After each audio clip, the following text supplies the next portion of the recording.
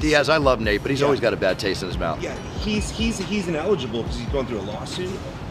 I'm not familiar with that. Right. Well, he said that he felt under-promoted by the UFC, and he's been bashing them of late. And Nate, I heard you made $7 or more million on your last fight. I don't want to hear you complaining about being under-promoted by the UFC. You should be thanking the UFC and bowing to Dana White every time you see him. Ari Emanuel, Patrick Whitesell. You've got $7 or more million gross before taxes, maybe much more, which I love knowing that you have, Nate. Please, I don't want to hear any complaints.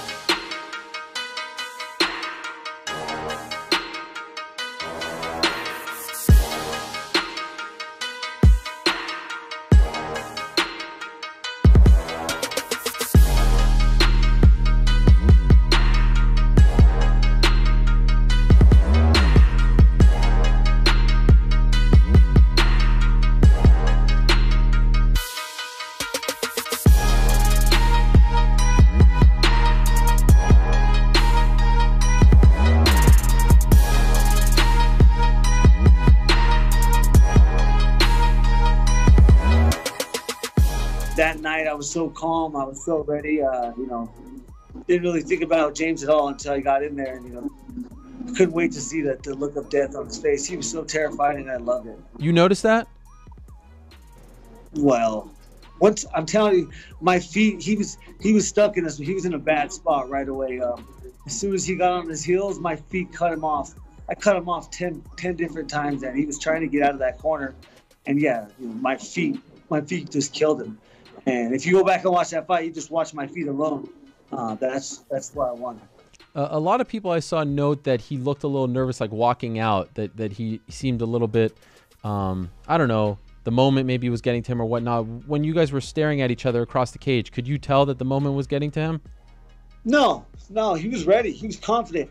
You know, he's practiced a lot of times to be in that moment. We all know you know, if you're gonna bitch up in that moment, then you wouldn't be there in the first place. You know, leaving your locker room takes more guts than sitting there and you know, starting the fight. Once the fight starts, it's over. So there's just less anticipation at that point. How many times have you watched that knockout? Because the visual of him being so tall, kind of crumpling down, is quite the scene. Have you admired it a lot over the last 24 hours?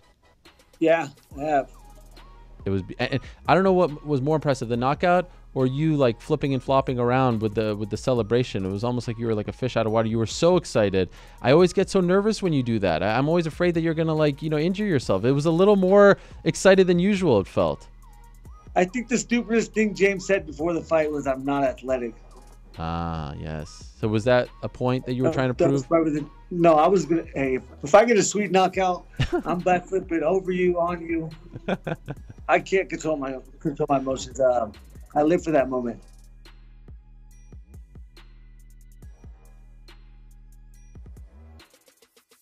In the contract, is there anything that states what happens if he misses weight? Is this all been taken care of beforehand? Yeah. So there is a plan in place. Would you take the fight if he misses weight? Yeah. Okay, but I mean, they're gonna have to. You gotta have to recognize that I'm chasing greatness here, and I'm not. I've had wins, I've had losses. I'm not chasing the victory. I'm chasing greatness. And if he doesn't make weight, he takes away from me the opportunity to add a fourth title defense on my resume. So he would have to compensate me for that. Now it's one thing if that happens, but Usman has been saying, Kamaru Usman has been saying, oh, I'm going to be there. I'm cutting weight. Is that an official thing? Like, have you actually been told that if something happens? Official to who? I don't know. Is it a real thing, or is it just something that he's doing? Usman, I respect you, brother, and I would definitely fight you. The funny thing is, me and Usman talk all the time. When it comes down to respect and fighters, people I respect, me and Usman will fight at some point in time, and I'm with it. I'm with fighting him. I'm with fighting Mike Perry, all these dudes that I respect. I like a person that brings, true skill set to the table, and it's a true fighter. I'm with it all day, but I'm not going to fight you on those 24 hours notice, bro. I've been training for a 6'3" striker southpaw, not a 5'10" switch stand. Negative. I don't do what I do the best because I win. I train, I prepare, I strategize, I break my opponent down to a molecule, and I drown him. I leave him empty, I take away all his gifts, and I snipe. I'm not finna switch it up in 5 minutes. So shout out to Usman. You cleaned up on a nice payday. So whatever they pay to make weight, kudos to you, my man. I'm kind of mad. Ain't nobody ever paid me to make weight. I thought making weight was a part of the deal. So in other words, you're saying, go ahead. No, I'm not fighting. No, I'm not. This fight was already on the abbreviated camp. I'm the one that made this fight happen. It wasn't Jill. I'm the one that stepped up and made this fight happen. So with that said, I'm a world champion. I deserve proper notice. I deserve proper time to prepare and train for a world title. I work so hard. I'm not gonna step in. I'm not that guy. Go grab fucking Cowboy. Somebody else is willing to do that. I'm a professional and I'm a champion. So if he wants to fight me, it's going to be a full training camp. I would gladly take him up on the offer. But as far as if this dude missed weight, if he can't make weight, that ain't got shit to do with me. I'm tired of everybody else's. If Kobe needs an allergy pill, if this person, I'm not with that. I'm doing what I'm supposed to do. I'm the professional. I'm going to be there. I'm going to be healthy. I'm going to be ready. I'm going to make weight. I'm going to put on the show. And that's what I'm controlling. So in other words, don't even bother coming to Dallas. It's a 0% chance if Darren Till misses weight, I'm going to be fighting Usman. 0. Better chance that you just fight him in a non-title fight. It's a better chance of me fighting Till in a non-title fight. Maybe you should pull the trigger. Pull the trigger.